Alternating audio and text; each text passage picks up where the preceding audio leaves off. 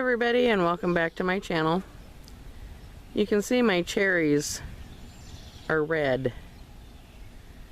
I wanted to do this video for anybody that has access to cherries. I'm just going to share a little information that you might find helpful.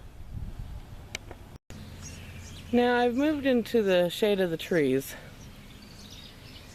and I'm just going to pull this down to me slightly gently. Hopefully you can see that. There we go. Now when you pick a cherry tree, or pick at cherries, the best thing to do is to pick the cherry with the stem on. So, let's see. I don't even know where I'm focused here. Let's try to get this. Oh, here we go. So here's the cherry, and we're just going to pull it off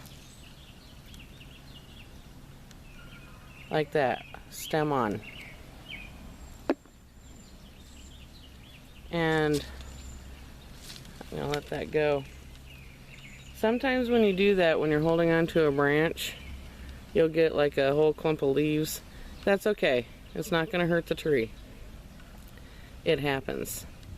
So we're just going to take this, pinch off those cherries, toss them in the bowl. Here's another one. Now, if for some reason,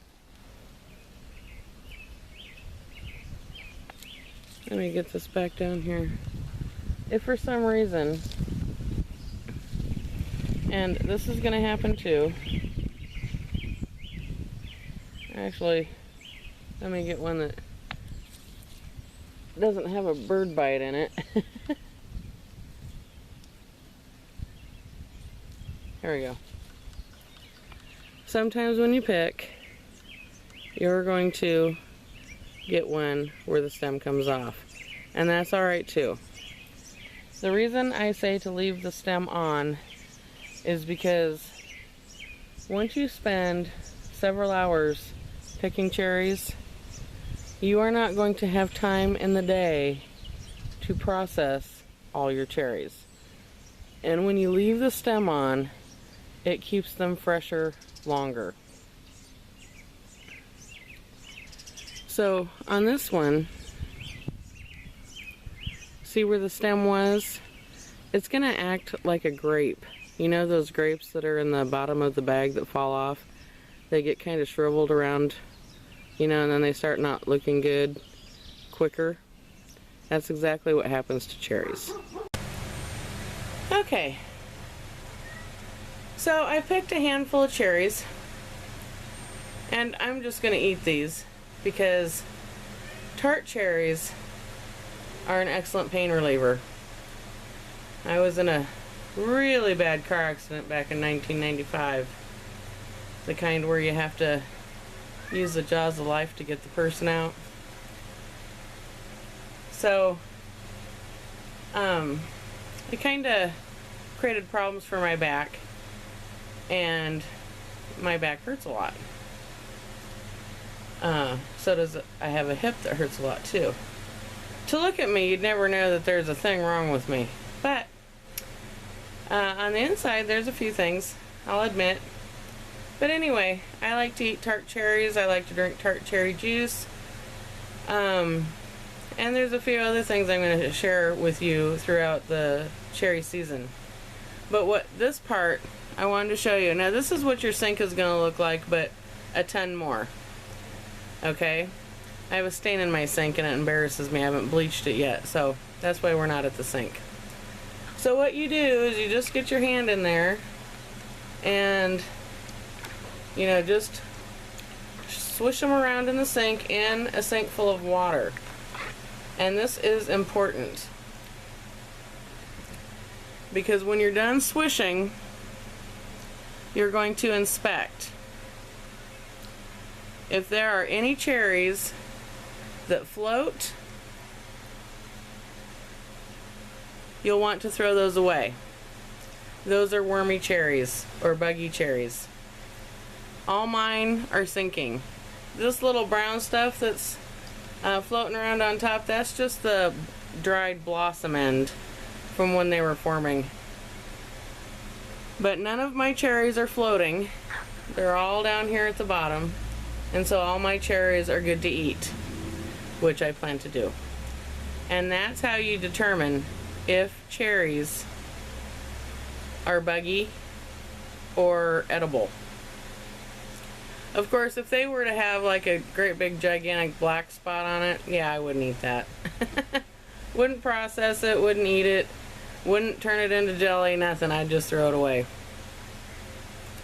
I have one more tip. Now, and if I forgot to say, this works on sweet cherries too.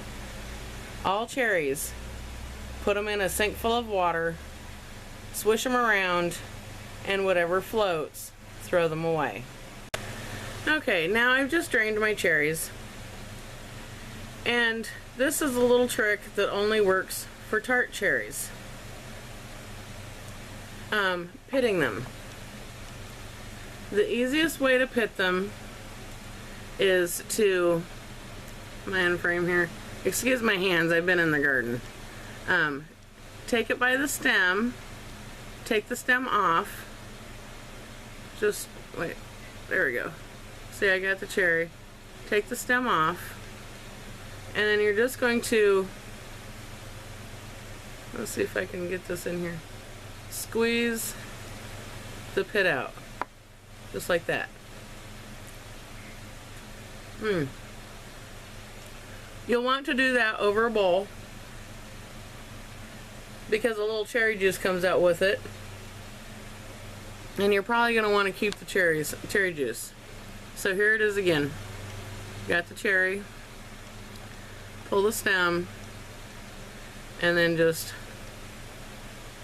let's see how, I don't know if you can see that. Squeeze it out. Oh, that one was sweet. That is going to be the quickest way to pit your tart cherries. Do the cherry, pull the stem off. Oh, see, that one even came out with the stem. Perfect. You will not find a cherry pitter that is faster and does a better job. I have 4 different kinds of cherry pitters. And once I learned this is the way I pit cherries. So, now if I had sweet cherries, I might get them out and try it again. But that's the way you pit tart cherries the fastest.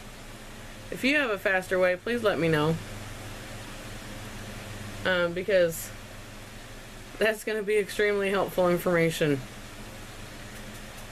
So, because it's cherry season right now, I just wanted to share this and get this out for everybody that might have cherry trees. Oh, one other thing. The seeds, if you're interested, you might want to wash the seeds really well, and I mean really well, and put them in a baggie in the freezer, because later, once I'm done with my cherries, at some point when I have time, I'm going to show you what I do with my cherry pits. Really, there's no waste here except for the stems. Okay, that's it. I'll see you in the next video. Be sure to like, share, and subscribe, and I'll see you next time. Bye-bye.